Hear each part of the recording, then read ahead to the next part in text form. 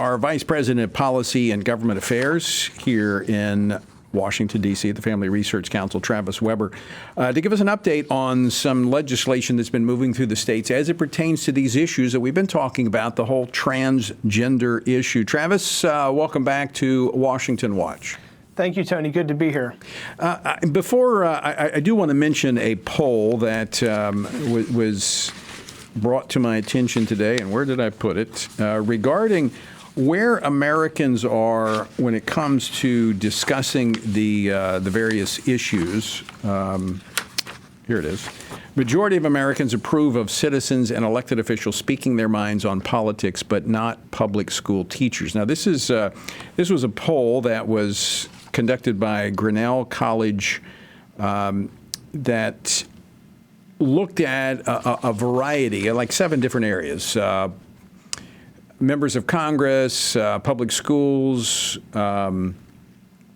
elected officials, pastors, a host of people in terms of where who should be allowed to speak on these issues. And it was, with the exception of public school teachers, they felt, the overwhelming majority felt, people should be able to speak their mind on issues.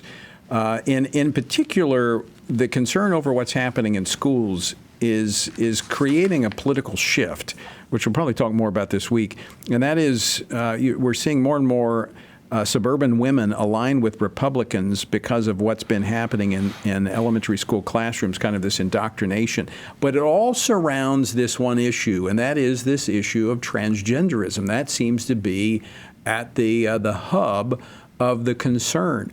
And as we were just talking with Congressman Stubbe about the women's sports issue, we're seeing states address this issue. So give us an update on what is happening, just how widespread this effort is across the country. Yeah, no, Tony, it's really encouraging to see the groundswell of support for the idea that we need to address gender ideology. We need to address those who want to push irreversible surgical and other procedures on children that are going to alter them for life. This is experimenting on children. Thankfully, the American people are waking up to it. We're seeing over 100 bills successfully moving, close to 100 moving this year currently, been over 100 introduced.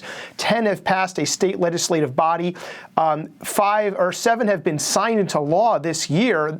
This follows several of these bills being passed into law in the previous several years at state legislative sessions, but a significant encouraging uptick in these bills moving through state legislatures. And we're not done yet. We're tracking other important bills like the one moving in Montana, Nebraska.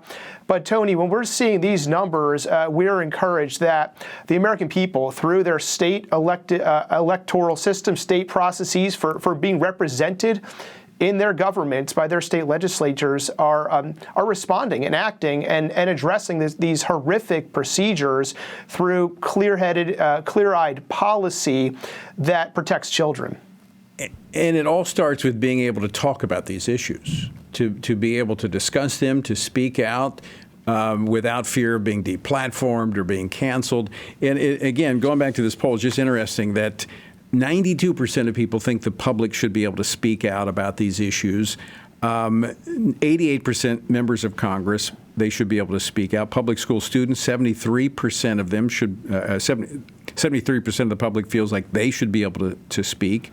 Professional athletes, 68% of the public says they should be free to speak. College professors, 58% say they should be able to speak. A majority say the clergy in places of worship should be free to speak. The only place, as I mentioned, public school teachers in the classroom, elementary and secondary education, only 41%, because there's a concern about the indoctrination. But this is how you change the course of a country. This is how you pass policy. You talk about these things, and that's why I think it's so important. Tony, it absolutely is, and we're seeing that play out. These important matters of public concern are coming to light. I mentioned the bills that are moving, but you look at attention that the issue itself is getting, where there are investigations and coverage of what has been happening really out of the public's eye. For example, at the Washington University Gender Clinic, where now there's investigations into that clinic where children are being experimented on and ideas are being pushed that allow children to be experimented on. So we are thankful for this debate. Right now, there's an effort to override the Kentucky governor's veto of a gender transition bill. Travis, we're going to have to leave it there. We're out of time, but we will continue the conversation.